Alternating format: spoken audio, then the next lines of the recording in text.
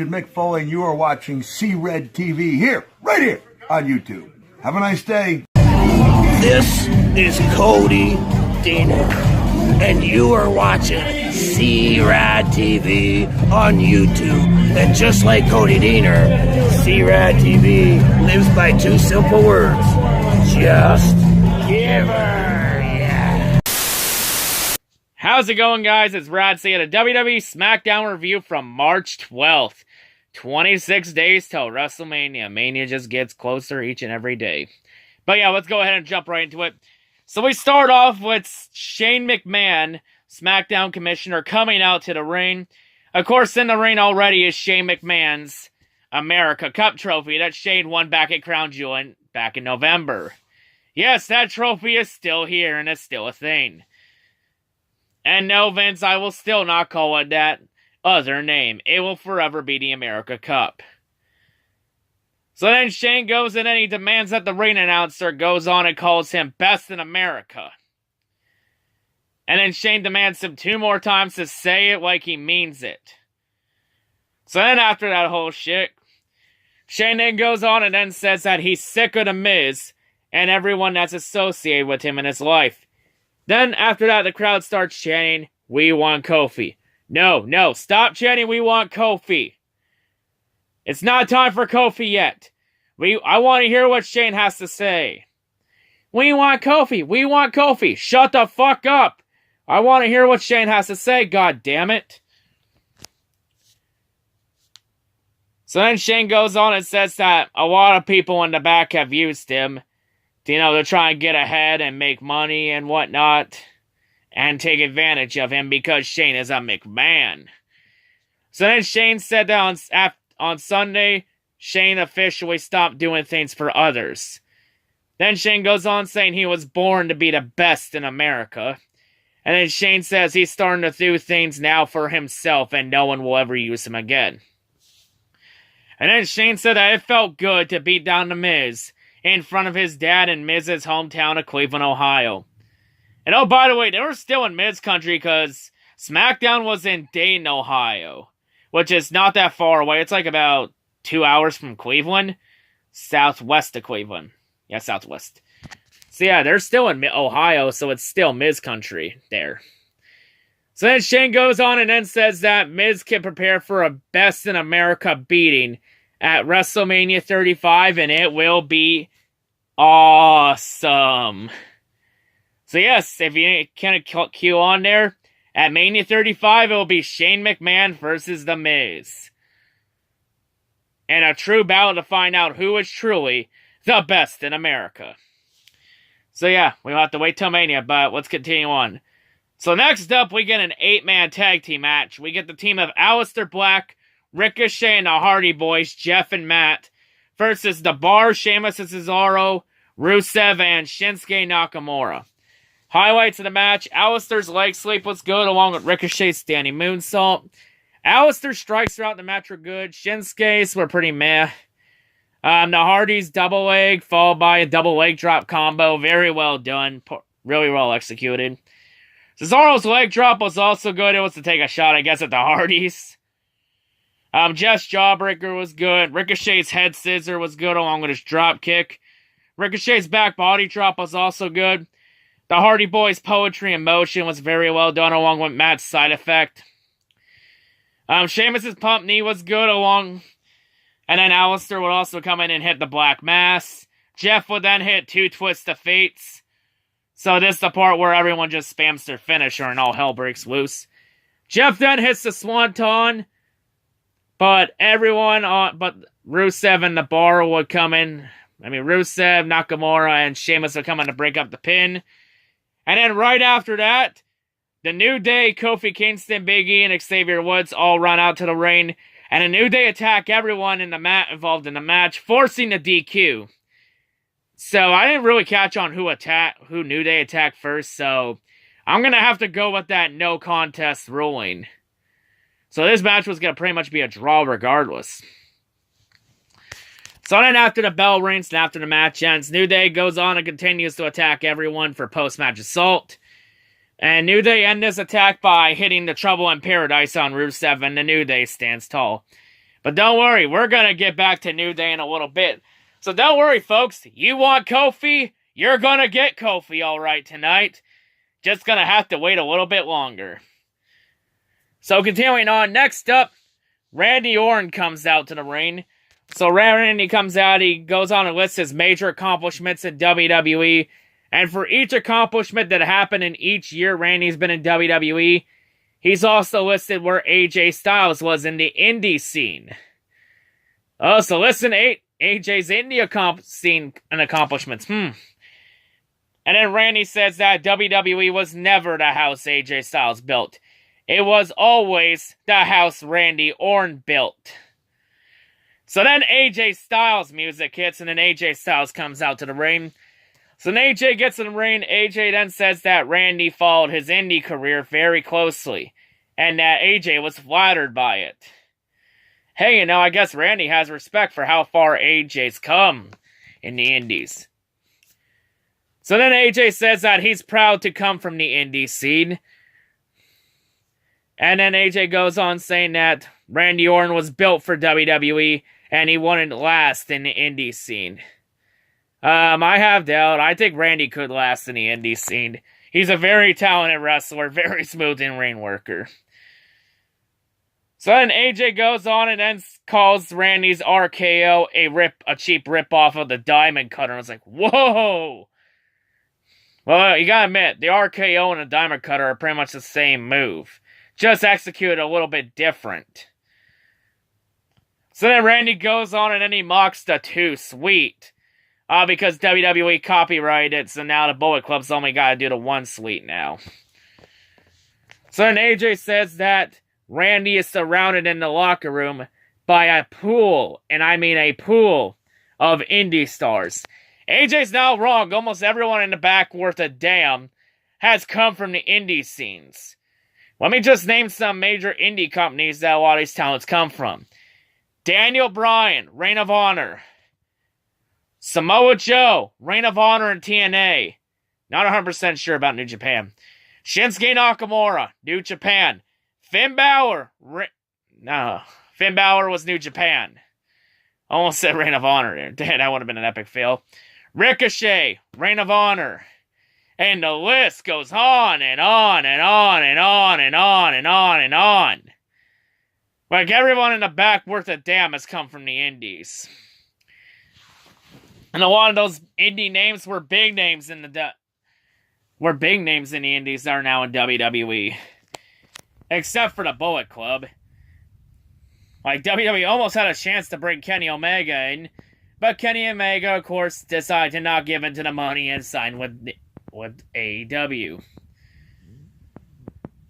So then AJ said that Randy Orton has had everything handed to him, and was only brought into the business because of his last name. So then Randy goes on, he lists more of his accomplishments, and Randy said that he's never had a help in his career. Oh, really? Really? So then AJ goes on and then lists every faction that Randy Orton was a part of. Factions like Evolution. Factions like Legacy. Factions like Rated RKO. Factions like the Wyatt family. And AJ actually missed another faction. So yeah, those were the only 4 AJ listed, but AJ, you missed one. You forgot about the Authority. You know, that little thing where Randy was Vince and the McMahon's golden child from like 2013 and 2014 until they changed it to Seth Rollins when Seth was a major heel. So then AJ said that Randy's had a lot of babysitters in his career. That was actually good. So then AJ goes on and says that when Randy has accomplished everything he wanted from them, Randy would then go and throw them away like trash. I mean, it's not wrong. Like, once Randy Orton became heavyweight champion in 2004, he immediately broke away from Evolution. When Randy Orton lost the WWE title to John Cena in 2009, the Legacy then began to fall apart. Once Rated RKO, Edge and Randy Orton lost the tag titles. Rated RKO then started to fall apart too. And of course, we all know Randy was on the Wyatt family, and that was only just to build up Randy Orton versus Bray Wyatt at WrestleMania 33. And of course, Randy Orton broke out away from the Authority when Seth Rollins was officially named the Authority's new golden child. So yeah, I think AJ did do a good job listening. So yeah, once Randy did accomplish everything, he threw them all away like trash to move on to the next guy. So then Randy goes on and says that since it's the house he built, Randy says that he's the landlord, and then tells AJ, his rent's due, you some bitch. Oh, he said bitch. And then Randy says that AJ can make the payment to the 3 letters known as RKO. So then as Randy is leaving the ring, AJ then points to the Mania sign, then AJ tells Randy, at WrestleMania, you can take your rent there. You can take your rent at Main there. So I think that's official. AJ Styles versus Randy Orton. And really, this segment, the ending, talking about rent, it looks like that weird scene out of Spider-Man 2, where you know Mr. Dinklage keeps chasing down Peter Parker for rent. And I guess in this case, if you want to really compare this, we can say that AJ Styles is Peter Parker in this case, and Randy Orton is Mr. Dinklage, and Randy is asking AJ, where's his money? And to give him rent. I think that, I don't know if you really want to compare it. I don't know if you really want to, just do it down in the comments. But yeah, let's just continue on back on track. So next up, we get a one-on-one women's match. We get SmackDown Women's Champion Asuka versus Sonya Deville. And Sonya had Mandy Rose at ringside, so it looks like they're quickly starting to forgive each other after a Sunday. So this match, highlights in the match, Asuka's strikes were pretty good throughout the match. Sonya's spear was also good. Like, Sonya has that spear better than Roman Reigns. Asuka's sliding knee was good. Asuka's baseball slide to Mandy, I think it was meant for Sonya, but Sonya rolled out of the way and she hit Mandy as a result. So then Mandy goes to pull someone out from under the ring, but Sonya would then go and slip on the ring apron. Asuka would then hit the Asuka kick on Sonya, and then Asuka would then go and lock in the Asuka lock on Sonya for the tap out. So it was sort of a repeat of what happened at Fastlane, just different competitors and a different ending this time. But after the match, Mandy Rose would go to Sonya Deville, and then Mandy would just simply walk away from Sonya. So yeah, I think it's official, they're breaking up. But the $1 million question all of this is, who's gonna turn babyface in this feud? If you want my thoughts, I honestly think it's gonna be Sonya Deville that turns face over and Mandy will remain heel. But yeah, we'll just got to wait and see how that goes. So next up, the man Becky Lynch's music hits, and then Becky Lynch comes out. But as Becky's on the stage, Becky would grab her crutch and then throw it away. And then Becky reveals that she can now officially walk again on her own power. So it's good to see that her leg is healing up very well. So Becky comes out to the ring, and then Becky said that she had to win her way into WrestleMania twice. Once in the Royal Rumble, and then Sunday at Fastlane. Honestly, she shouldn't have had to win her way into Fastlane. Because when you win the Rumble match, the stipulation clearly says that you are guaranteed a title match that you're choosing at WrestleMania. So by having Becky have to win her way in Sunday at Fastlane, you've all but said the Royal Rumble match doesn't matter, because you're still gonna have to win your way in regardless. Like, I don't give a fuck if this is to help the feud. At the end of the day, you gotta protect the integrity of not only the Royal Rumble match, you gotta protect the integrity of the Royal Rumble pay-per-view. Like, you gotta give people a reason to watch. Like, if the pay-per-view doesn't matter or doesn't mean anything, why should I watch? Why should I waste 6 hours of my life watching a pay-per-view and a match? That doesn't mean a goddamn thing. Like, you gotta think business 101. Because once again, Vince, like I've asked time and time again, Why the hell is it that when it comes to business 101, we, the WWE Universe, gotta be your goddamn motherfucking babysitters? Like, this shit is getting really old. For a so-called billionaire smart businessman, you're sure well out of goddamn touch with your inconsistent ass booking. So continuing on, back on topic, Becky then goes on and says that she's gone in Ronda's head. And then Becky goes on calling Ronda a weirdo. That insult was weak. Ronda has better insults. At least Ronda's not afraid to say bitch. I think Ronda really going all in on Ronda saying whatever the hell she wants. So then Becky goes on and says that at WrestleMania, she's going to go on and reclaim everything WWE took away from her. So then Charlotte Flair's music comes out. Charlotte Flair comes out, and Charlotte goes on and admits to being called a golden girl that has been handed everything. Charlotte, you dumbass. You're not supposed to fucking admit it, you dumbass. God damn. So then Charlotte says that she was chosen because Charlotte knows how to get the job done. And then Charlotte says that the WWE Universe only cheers for Becky because the WWE Universe feels sorry for Becky. And then Charlotte goes on and says that when Becky is cornered, she always spins the truth so that it fits Becky's narrative. And then Charlotte goes on and says that Becky will bow down to the Queen at WrestleMania. So then Becky goes on and calls Charlotte a plastic dope. I mean, that insult is also weak, but it's a lot better than calling someone a weirdo. So then Becky says that Charlotte did nothing with the women's division for 4 years, with how long Charlotte was hot for.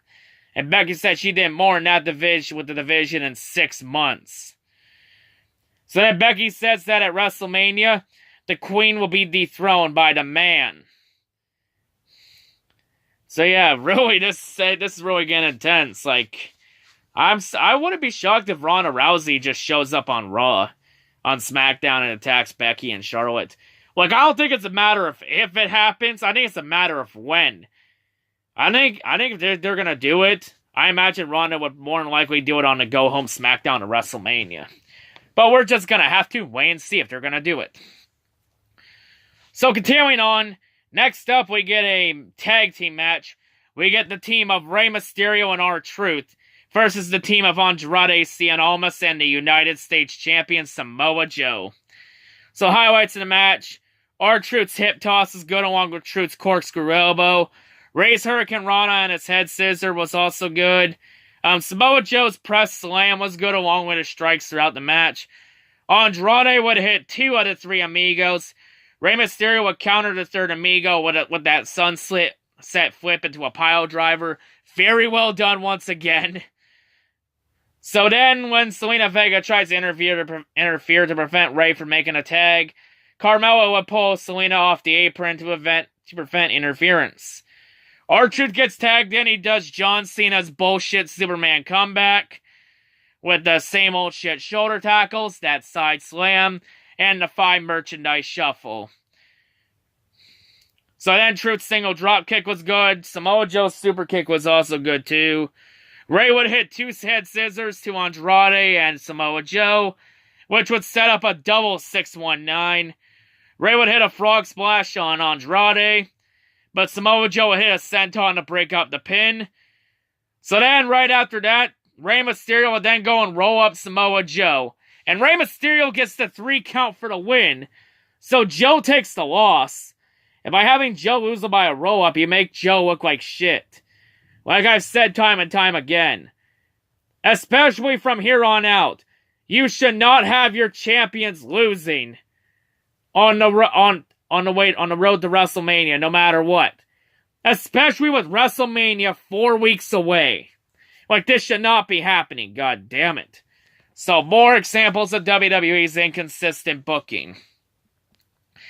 So then after the match, Samoa Joe then goes on and hits a Uranagi and R-Truth and Andrade Cien Almas for a post-match assault. So at least Joe still looks strong throughout of it.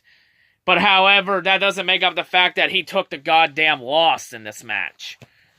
Like, he should not be losing no matter what. But yeah, anyway, moving on. Next up, we get to our main event. We get the team of Kevin Owens and Mustafa Ali versus the team of Daniel Bryan, the WWE Champion, and Eric Rowan. So, highlights of the match. Kevin's senton was good along with his enziguri. Eric's crossbody to counter Mustafa's front roll was very well done to prevent that drop kick. Daniel snap suplex is going along with Eric's power slam into the corner. Daniel's avalanche overhead slam from the chicken wing. Very well done. Or hammerlock position. Take your pick, I guess, on what you want to call that. Mustafa's drop kick was good along with his backstabber. Kevin's super kick was good. Kevin and Mustafa's double super kick was also very well done too. Very well synchronized, so kudos to both of them. The match ending, Eric Rowan would hit the quad attack choke slam on Mustafa Ali. Eric Rowan gets the 3 count for the win. When was the last time Eric Rowan got a 3 count in anything? I think it was like well over a year ago. Been a while. But yeah, after the match ends, Daniel Bryan and Eric Rowan walked their way up the ramp. Mr. McMahon's music hits, and then Vince McMahon, good old Vinny boy, comes out to the ring. Because Vince is going to address the opportunity he's going to give to Kofi Kingston for WrestleMania. So Vince comes in the ring. Yeah! I'm going to give you all what you want. Yeah! I'm going to give Kofi an opportunity at the WWE title at WrestleMania. Yeah! Or am I? Because Sunday at Fastlane, I gave Kofi an opportunity to compete. And he failed to get the job done. Yeah. I never said at Fastlane Kofi was going to compete in the Triple Threat WWE title match. Y'all gotta learn to listen. Yeah. It was a teaching moment. Yeah. Or teachable moment in this case. Yeah. So then the New Day's music hits. And in the New Day, Kofi Kingston, Big E, and Xavier Woods come out to the ring. So Big E gets the microphone. He says that they in the mood for teaching. And then Xavier goes on and says that the New Day bust their tail off each and every week, traveling around the world, even going to India of all places, and never complaining once, and they in the end get treated like garbage. And then Big E goes on saying that Kofi deserves better. So then Vince, yeah, none of you deserve anything better. Not Kofi, not Big E, not Xavier, not even the WWE Universe. Yeah. So then Big E goes on and says that this is bigger than Vince's ego. Oh, taking a shot at Vince's ego. Oh, I hope you don't regret that decision. So Vince, yeah, nothing's bigger than my ego. Nothing ever, yeah. So then Xavier goes on and says that they've earned their opportunity the last couple years. And Xavier goes on and says that Kofi, the last 11 years, has been WWE champions while they were WWE champion. But never once did Kofi ever get an opportunity at a WWE championship match. Unless you want to count those Elimination Chamber matches he's competing in the years. So then Xavier says that Kofi has earned and deserves an opportunity at the WWE title. Saying Vince, Kofi, yeah, I would have gave you an opportunity a long time ago. Yeah, Kofi, you are going to the Hall of Fame with the New Day one day. Yeah, not as a sandwich competitor. Yeah. The thing, Kofi, is you got it all except that you're not championship material. Yeah. I was talking to Daniel Bryan backstage earlier. And Daniel says that, Kofi, you are a B-plus player. Yeah. Oh, look, the B-plus player thing. You know the thing that Vince and the McMahons would call, and the Authority would call Daniel Bryan? Throughout most of 2013 and 2014, when they tried to prevent Daniel from being WWE champion at all costs. That whole thing? Oh, the goddamn irony in that. Daniel wants to call somebody a B-plus player, yet throughout most of Daniel's prime run in 2013 and 2014, he was always getting called a B-plus player? Fucking irony. Taking shit from that happened like 5 to 6 years ago. 0 out of 10 for originality. So then Kofi goes on and tells Vince that he's proved many times he was worthy. But Vince doesn't see it. So then Kofi goes on and says that he busts his ass each and every night, missing a lot of weddings, birthday parties, even his son losing his first tooth. And Kofi never complained once about anything in his position, never even threatened to leave the company if he didn't get his way. Oh, but all that was just so Kofi could be passed on. So then Kofi goes on and then asks Vince what he needs to do to get an opportunity at the WWE title at WrestleMania. Well, he asked Vince, so great Vince McMahon, what will it take for Kofi to get that WWE title match he craves at WrestleMania, good lord. So then Randy Orton's music hits, and then Randy Orton comes out, then Samoa Joe's music hits, and then Samoa Joe comes out. Then the Bar's music hits, and then the Bar, Sheamus, and Cesaro come out. And then Eric Rowan's music hits, and then Eric Rowan comes out to the ring. So then Vince, yeah, you want an opportunity, Kofi? All you gotta do next week on SmackDown is beat Randy Orton, Samoa Joe, the Bar, and Eric Rowan in a gauntlet match. And if you can beat all of them in a gauntlet match, you'll get an opportunity at the WWE title at WrestleMania. Yeah. So yeah, there you go. So then after that, a brawl would ensue in the ring. The New Day would then clear the ring of all 5 competitors.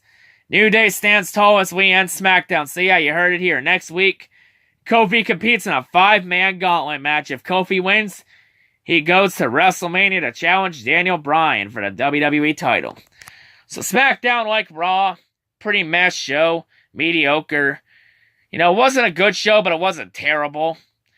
So my SmackDown rating, I'm going to say 4 out of 10. Around the same rating Raw was. They were pretty much the same show. I say SmackDown was slightly better than Raw. But yeah, what else is there to say? So yeah, next week, will Kofi get a shot at the WWE title? Or will Kofi get fucked over once again and get passed on by somebody? Because the wrestling gods show no mercy. But yeah, hope everyone has a great day. And because that's all I gotta say. See you all next week. Peace out.